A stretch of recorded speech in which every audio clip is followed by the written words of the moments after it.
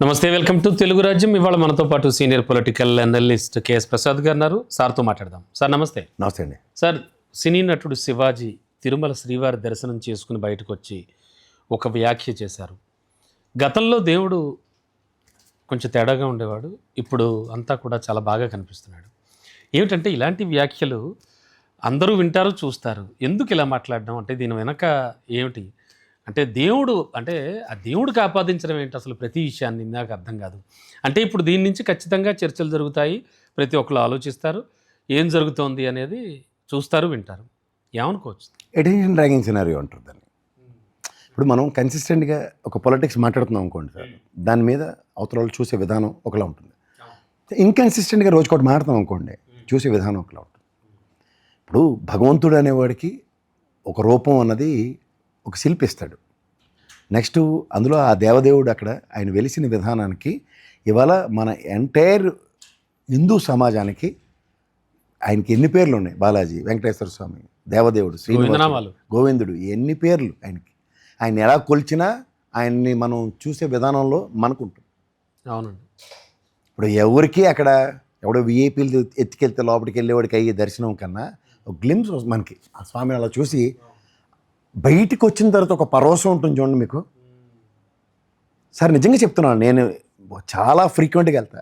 నేను వెళ్ళినప్పుడల్లా గుండు చేయించుకుని వస్తాను. నేను మళ్ళీ చెప్తున్నా, అలాంటిది నాకు ఆ దేవుడి మీద అపారమైన నమ్మకం. ఆయన నేను పొద్దున్న సాయంత్రం కూడా కొలవంది బయటికే రాను నేను. సార్ 100% ఇలాగే ఉంటారు సార్ ఆయన. అదే చెప్తున్నాను సార్, ఆయన భక్తులను కాదు సార్, ఆయన శక్తి, ఆయన యొక్క రూపం అల్టిమేట్లీ అండి అది. అలాంటిది మనం ఆయనలో వేరియేషన్ నువ్వు చూస్తున్నావు అంటేనే అదే. ప్లీజ్ దాని మీద నేను మాట్లాడడం అంటేనే నాకు అర్హత లేదంట. అయ్యయ్యో. ఇప్పుడు నేను ఇక్కడ విశ్లేషించవలసింది శివాజీ మాట్లాడింది కాదు, అతను ఆయన వేరియేషన్ గురించి మాట్లాడాడు. అది నా స్థాయి కాదంటారు. అంటే మనిషి యొక్క మనస్తత్వం చంచల మనస్తత్వం అంటారు, రోజుకోటి వస్తుంది. కానీ దేవుడు కన్సిస్టెంట్. మనలో చంచల మనస్తత్వాన్ని స్థిరపరచడానికి ఆ మహానుభావుని మొక్కోవడానికి వెళ్తాం. అదే కదా. అలాంటిది నువ్వు ఆయనలోనే చంచలత్వం చూసావంటే, అప్పుడు ఒకలా ఉన్నాడు, ఇప్పుడు ఒకలా ఉన్నాడు అంటేనే నీ చంచలత్వానికి అర్థం పరమార్థమే మారిపోయేలా మాట్లాడుతున్నావు. అంటే ఫైనల్గా నువ్వు ఒప్పుకుంది ఏంటంటే నా చంచల స్వభావం అన్నది ఒప్పుకున్నట్టే లెక్క. పైగా తిరుమల కొండ మీద రాజకీయాలు మాట్లాడకూడదు, రాజకీయాలు చేయకూడదు, తిరుమల అక్కడ అవి నిషిద్ధం అంటారు. దీనికి ప్రాబ్లం ఎక్కడి నుంచి వస్తుందంటే జియర్, ఈ చిన్న జియర్ ఎప్పుడైతే దాన్ని చెత్తకుండితో పోల్చాడు, అప్పటి నుంచి దరిద్రాలు పెట్టే. ఒకడేమో నేను పైకి వెళ్ళను, 5 ఏళ్ళ దాకా, తర్వాత 10 ఏళ్ళ తర్వాత వస్తాను. నీకు మళ్ళీ చెప్తున్నా, నీ విధి రాత స్వామివారి దర్శనం నీకు ప్రాప్తం ఉంటే ఎగ్జాక్ట్లీ హరిహరాదులు నిన్ను అడ్డుకున్నా నీకు అయి తీరుతుంది. నాదే ఎక్స్పీరియన్స్. నేను మొన్న నాకు దర్శనం కాలేదు స్వామివారిది, గుండు చేయించుకుని వచ్చా, విశ్వ ప్రయత్నం చేశా, కానీ జరగలే. అలా కూడా వస్తూ ఉంటారంటారా బయటికి? ఎందుకు రావు సార్? నేను నా జీవితంలో మా నాన్నగారు నన్ను అగ్రిగేట్ సంవత్సరం కోసారు, మా ఫ్యామిలీ అంతా తీసుకెళ్ళేవారు. నాకు మా నాన్నగారు టెన్యూర్లోనే 1-2 సార్లు దర్శనాలు కాలేదు. బికాస్ అక్కడ సార్ క్రౌడ్ మేనేజ్మెంట్, అది మోస్ట్ ఆఫ్ ద సిచ్యువేషన్స్ ఎట్లా ఉంటాయంటే ఆయన దయ కనికారం అయితే అవ్వదు సార్. నాకు ఒకసారి అయితే 3 దర్శనాలు ఒకే రోజు. ఆ రోజు నా అదృష్టం ఖాళీ ఉంది, చెప్తున్నాను. అది స్వామివారు నీకు ఆ రోజు ఇచ్చిన వరం.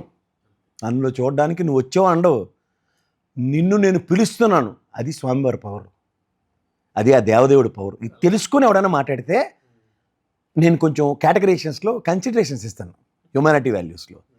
కానీ దేవుడితోనే మాట్లాడితే ఆ విధంగా ఒక హిందువుగా అయితే నేను ఖచ్చితంగా టాలరేట్ చేయను. ఇటీవల కంబ్యాక్ సక్సెస్ కూడా వచ్చింది, కోర్టు మూవీలో చాలా బాగా చేశాడు. అవి అన్నీ సార్ ఒకటి గుర్తుంచుకోండి, సక్సెస్ కోసం అరువులు చేసేవాళ్ళు వాళ్ళు. సక్సెస్ అన్నది ఎలా ఉంటుందంటే ఉద్యోగస్తుడికైనా, ఒక జర్నలిస్ట్కైనా, లేదంటే ఎవడి పని ఆడు చేసుకునేవాడికైనా అది 24/7 ఉంటుంది.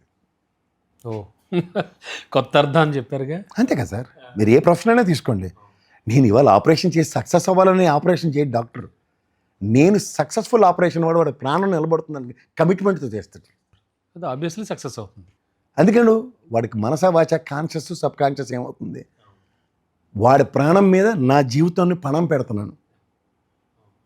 అలాగే ఒక అడ్వకేట్ కేసు నేను గెలవాలండు, క్లయింట్ గెలవాలనుకుని వస్తాడు. క్లయింట్ గెలిస్తే తను గెలిచినట్టే ఫైనల్గా. అంటే క్లయింట్ కన్వెన్షన్ అంటాను, క్లయింట్ మంచి చేసాడనే కన్వెన్షన్తోనే వాడు వాదిస్తేనే గెలుస్తాడు తప్ప ఈడు కోతి పని చేశాడు నేను వాదించి నేను గెలవాలి అన్నది అహంకారం. అది సక్సెస్ అంటే బుర్ర తక్కువతనం అంటారు. మీకు అర్థమవుతుందా? అట్లా మీరు ఏ ప్రాస్పెక్టులోనా, అందుకే ఇన్కన్సిస్టెంట్ ఫెలోస్ ఎవరంటే సినిమా వాళ్ళకి ఏం తెలియదు. వాళ్ళ చుట్టూ 10 మంది మోగ్గానే వాళ్ళు ఒక ట్రాన్స్లోకి వెళ్ళి మాట్లాడుతూ ఉంటారు. వాళ్ళకి ఏమీ తెలియదు అన్నది మనం గ్రహించగలిగితే చాలామందికి మంచి విషయాలు మరి ఎలా సీఎంలు అయిపోయారు, రాష్ట్రాలను పరిపాలించేశారు, అటు తమిళనాడులో కానీ ఇక్కడ కానీ, వాళ్ళందరూ కూడా అంతే అంటారా? నేను మళ్ళీ చెప్తున్నాను సార్, సమాజం మీద అవగాహన వేరు, సమాజం పట్ల చిత్తశుద్ధి వేరు, ఒక పొలిటికల్ వ్యాక్యూమ్ వేరు. రామారావు గారు ఆ స్థాయికి ఎదిగిన తర్వాత ఏం తప్పు జరుగుతున్నాయో వాటిని సవరించడానికి ఆయన వచ్చాడు. తెలుగు జాతికి ఆ రోజు అవమానం జరుగుతుంటే వచ్చాడు.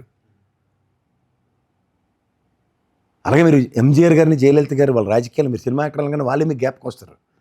కానీ మీకు కనిపించిన అక్కడ పొలిటికల్ వ్యాక్యూమ్ని, ప్రజల మన్ననలను అందుకోవడం కాదు, ప్రజలు పడుతున్న తపనని వాళ్ళ తపన కింద మర్చుకోగలిగారు. ఇక్కడ ఎవడాలో చేస్తున్నాడో ఒకసారి చెప్పండి. అవును, ఎంజీఆర్ గారు అసలు చాలా ఎన్టీఆర్ గారి కన్నా కూడా చాలా వేగంగా ప్రజల్లోకి వెళ్ళిపోయాడట. నేను అదే చెప్తున్నా, బాగా. అవును, ప్రజల్లోంచి ఆవిష్కరమైన ప్రజానాయకుల కింద వాళ్ళు చూడండి తప్ప రాజకీయ పార్టీ పెట్టడం దాంట్లోంచి యాక్సెప్టెన్స్ వచ్చింది అన్నది ఎవరికి లేదు. అది మరి వీళ్ళందరూ ఈ సోకాల్డ్ ఆర్టిస్టులు ఇప్పుడు ఏం నేర్చుకుంటున్నారు, ఏం చూస్తున్నారు? వాళ్ళు ఏం నేర్చుకుంటారు సార్? వాళ్ళకి ఏం తెలిసని నేర్చుకుంటారు చెప్పండి ఒకసారి. అంతే. సో శివాజీ వ్యాఖ్యలు కూడా అలాగే చూడాలి. అంతే, ఆడికి ఒక సినిమాలో హీరో అంటారు, ఒక సినిమాలో విలన్ అంటారు, ఒక సినిమాలో కామెడీ అంటాడు, ఒక సినిమాలో పోస్కోల్ గబులు చెప్పి ఉంటారు. కన్సిస్టెన్సీ ఈ సినిమాల్లో నటనలోనే లేదు.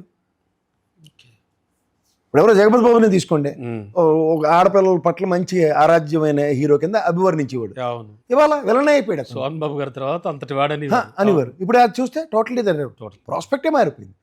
కన్సిస్టెన్సీ వాళ్ళు మెయింటైన్ చేయక, అవకాశం వాళ్ళు, ఇందాక మీరు అన్నారు చూడండి, సక్సెస్ అన్న దానికోసం అర్రులు చేసేవాళ్ళు. సక్సెస్ వాళ్ళ జీవనోపాధి సార్. అది వెర్సటాలిటీ అని చెప్పుకుంటారు సార్ వాళ్ళు. వెర్సటాలిటీ నటనలో నేను ఆ తర్వాత ఇలా సార్ అవన్నీ మీరు ఇచ్చుకున్న నన్ను అలా కోరుకుంటున్నారు ప్రజలు. నేను అదే చెప్తున్నాను, బ్రహ్మానందం గారు పద్మశ్రీ బిరుదు ఇచ్చుకున్నట్టే ఉంటుంది. ఇచ్చుకోవడం ఏంటి సార్ మన సినిమాలో?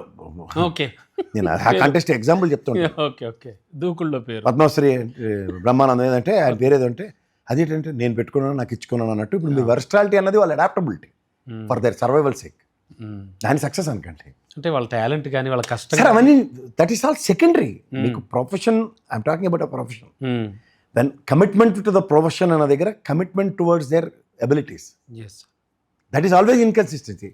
సో వాళ్ళు చేసిన వ్యాఖ్యలు ఏం పట్టించుకోకలేదు. దేవుడికి సంబంధించి చేయడం అనేది ఏమనుకుంటారు అసలు? అంటే జనరల్గా ఇంతమంది విశ్వసిస్తున్నప్పుడు అంటే హైలైట్ అవుదామన్నా ఎట్లా చూడాలి? అటెన్షన్ డ్రాగింగ్ సినారియో అని చెప్పాను కదా, అంతకని ఇంకేంటుంది. ఇప్పుడు లైమ్ లైట్లో ఉండాలి, లేకపోతే అటెన్షన్ మనకు కావాలి అనుకుని అటెన్షన్ సీకింగ్ బిహేవియర్ని there is no end for that nonsense. అంతేగా ఎప్పుడొకప్పుడు అందరు అటెన్షన్ తీసుకోవాలని ఆయన అదే మాట. నేను చాలా రోజుల తర్వాత వచ్చానండి, చూసి ఇవాళ చెప్పాలంటే ఒక అద్భుతమైన దర్శనం దొరికింది ఓ మహానుభావుడు వలన. ఎందుకంటే మనం సుప్రభాత దర్శనం ఉంటుంది, లేదంటే మనం అంగప్రదక్షిణ చేసి లోపలికి వెళ్ళి ఒక దర్శనం ఉంటుంది, అలా వివిధ రకాలైన దర్శనాలు ఉన్నాయి. కానీ ప్రతి దర్శనంలోనూ మనం చూసిన తన్మయత్వం వేరేగా ఉంటుంది, దాన్ని అభివర్ణిస్తే సంతోషిస్తాం. కానీ ఇక్కడ అప్రహెన్షన్ వల్ల ఏంటంటే భగవంతుల్లో మార్పుని ఆయన అభివర్ణించినట్టుగా మాట్లాడాడు. That is not acceptable. Thank you sir. Hello, Telugu రాజ్యం ఛానల్ చూస్తున్నారా? సామాజిక, రాజకీయ, జీవన చిత్రణే తెలుగు రాజ్యం. అతిశయోక్తులు, అసత్యాలు ఉండవు.